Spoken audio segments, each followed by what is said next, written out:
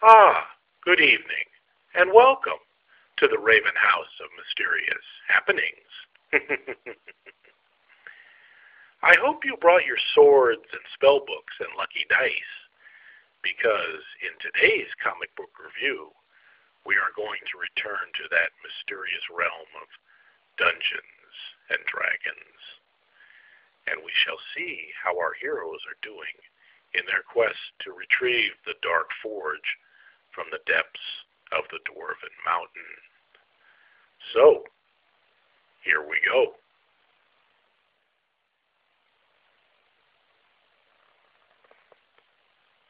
Dungeons and Dragons, issue number 4. Now, this issue is the 4th in IDW Publishing's Dungeons and Dragons title.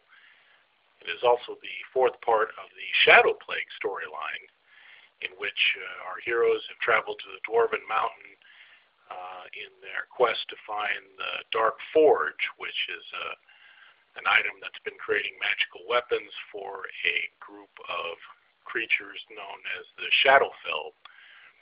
And our heroes, right from the beginning of the issue, our heroes are already up to their neck in trouble.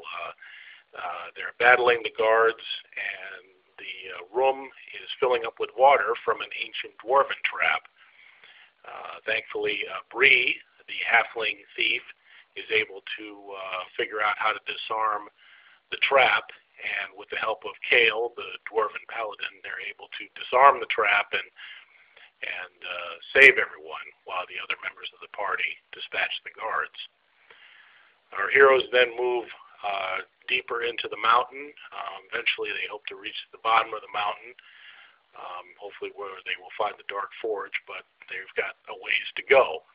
And in their journey through, they encounter some giant bats and many more dwarven traps and some more guards. And a giant monster appears that they'll have to deal with in the next issue, since this monster appears in the final panel cliffhanger. We also learn a little more about Tisha, the Tiefling sorceress. We really haven't known much about her before, but we learn a little bit about her here. She first came to the town of Fallcrest, where she met the heroes. She was pursuing a person who had killed her parents, and she had a tip that that person was in Fallcrest, and that's how she happened to be there.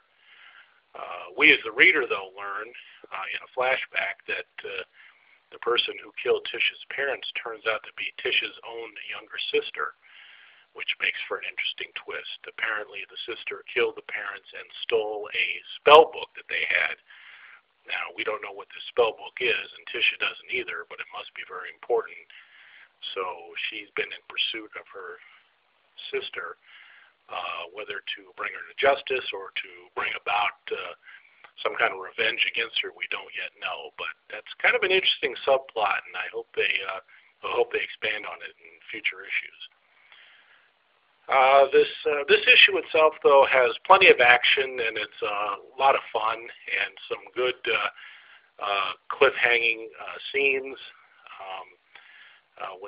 When our heroes get separated at one point, but overall, though, what makes it a lot of fun is that the heroes can use all their different skills and abilities to make, to help the quest as a whole. That's kind of the key to a good Dungeons and Dragons story, like the game. It's a bunch of different characters with different abilities who get together for a common quest. And this issue really shows that all the heroes get to employ some kind of their ability, which really makes them work well as a team. They're coming together as a team, which is good to see, and that really made it a lot of fun to read.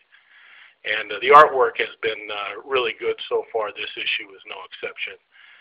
The artwork is very well done, and the story has been really good and a lot of fun so far. So I've really enjoyed it. The artwork in this issue is top-notch, as it has been throughout the series. On this particular page, here we can see this is the maintenance cavern in the Dwarven Mountain.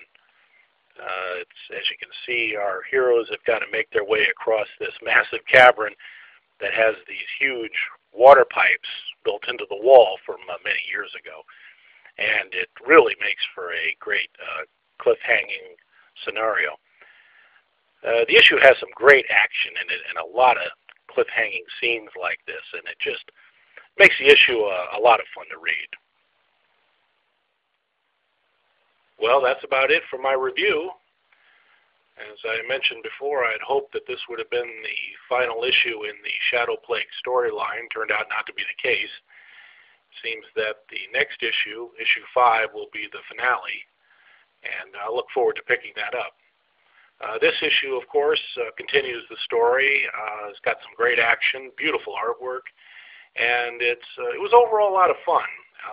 It keeps the story going, and always looking forward to see what's going to happen next. So it's definitely a good issue and definitely worth picking up.